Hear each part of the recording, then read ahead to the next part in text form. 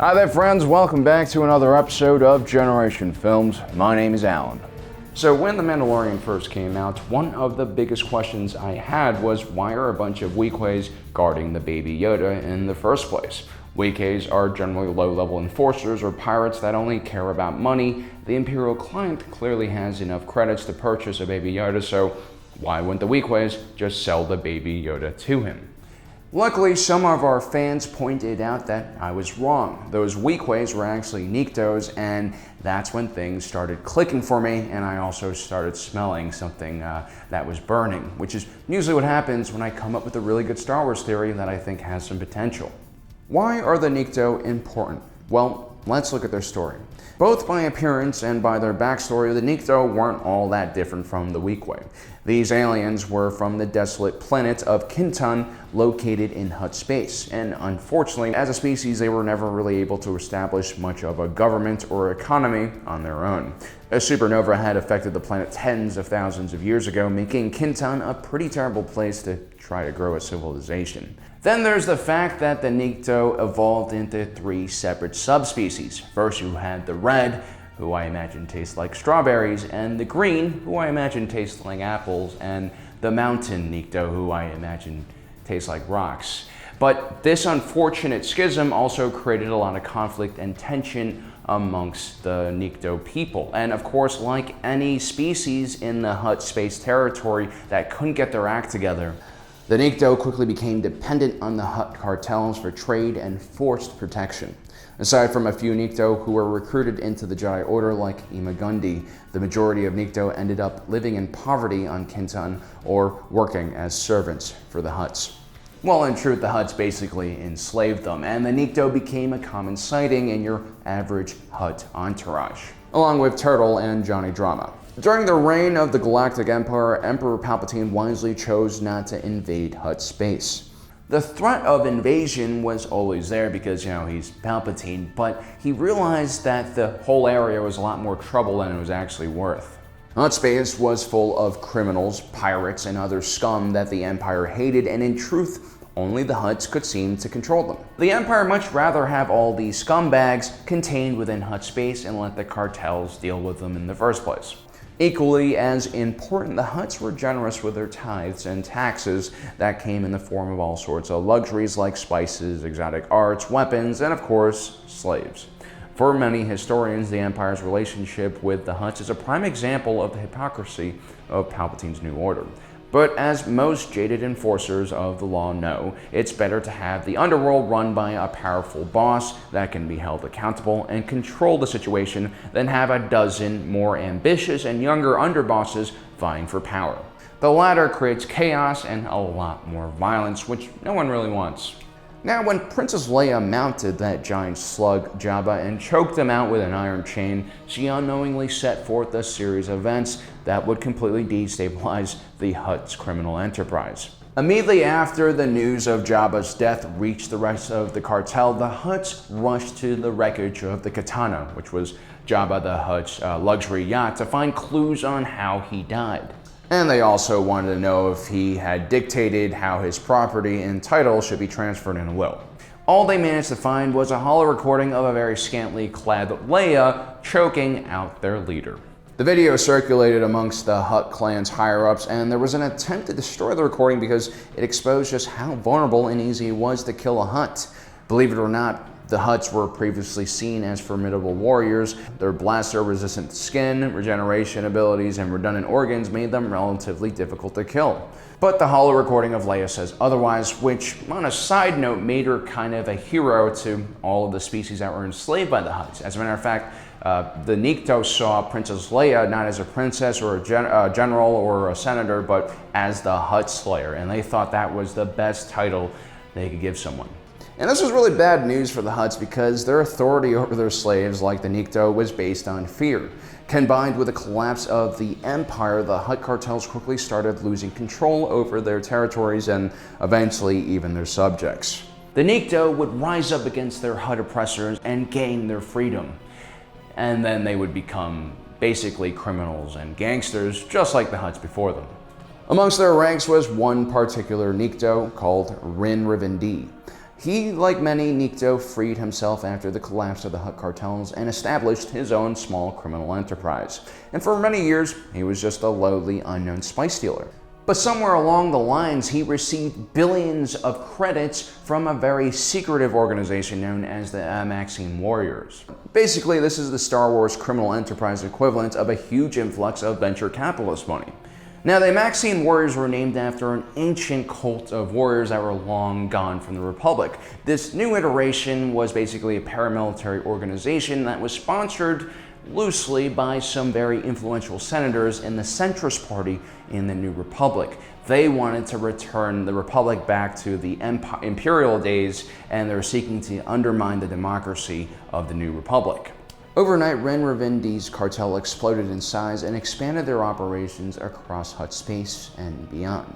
Now, the problem with this connection between the First Order, the Maxine Warriors, and the Nikto is that the earliest mentioning of this connection was around 21 ABY, which obviously is much later than when The Mandalorian takes place. It is possible that Ren Revin could have been working on this connection even earlier, but we're not really sure at this moment. There's kind of a hole in the timeline here, so we just don't really have enough information. And because The Mandalorian takes place more than 10 years before, we're not even sure if the First Order is even called the First Order at the time. Remember, the Imperial Remnant had just escaped after the Battle of Jakku 4 years before, and they were now wandering in the unknown region following Emperor Palpatine's contingency plan. It wasn't really until the Imperial Remnant met Snoke and his mysterious navigators that the First Order truly were able to master the unknown region. Prior to this, traveling through the unknown region was extremely slow and dangerous thanks to the lack of charted hyperspace lanes and gravitational anomalies. We're not really sure when exactly Snoke encounters the Imperial Remnant and the First Order is created, and more importantly, while they were on this journey in the unknown region, it would have been very hard for them to contact anyone in the core or the outer rim of the galaxy. Now, I know it is specious to assume that just because Ren Revindi's Nikto cartel had relations with the First Order that the Nikto mercenaries on Arvala 7 do as well, but the First Order had to remain hidden until it was completely prepared to strike the New Republic.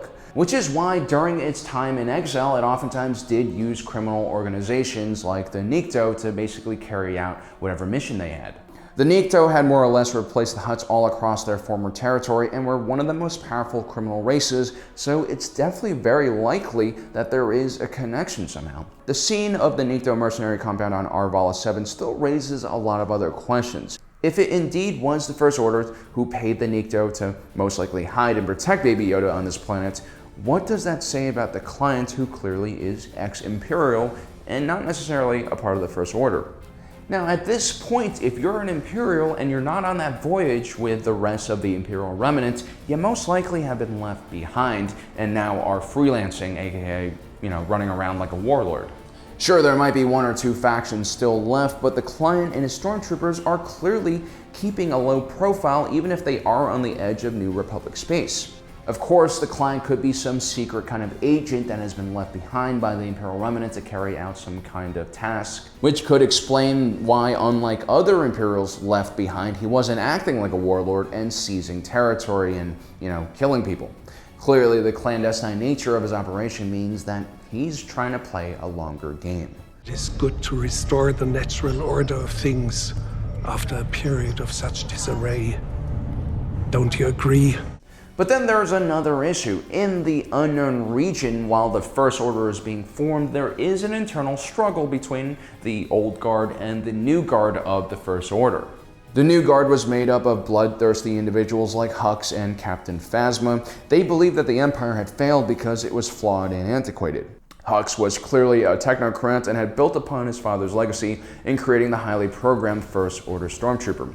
The Old Guard, many of whom had been Imperials, remember the glory days of the Empire, and their first priority was to return that order to the galaxy. They saw the new guard as untested kids without any proper respect or grounding. So the Old Guard basically sees the First Order as a continuation of the Empire, while the New Guard believe that the First Order is its own entire separate thing. Now, the New Guard does succeed in pushing out a lot of the members of the Old Guard. You'll see General Hux basically place a hit on his own father. Later on, during the First Order War, we even see ex-Imperials join the Resistance because of their hatred for this new First Order. So it's very possible that our client is opposed to the First Order.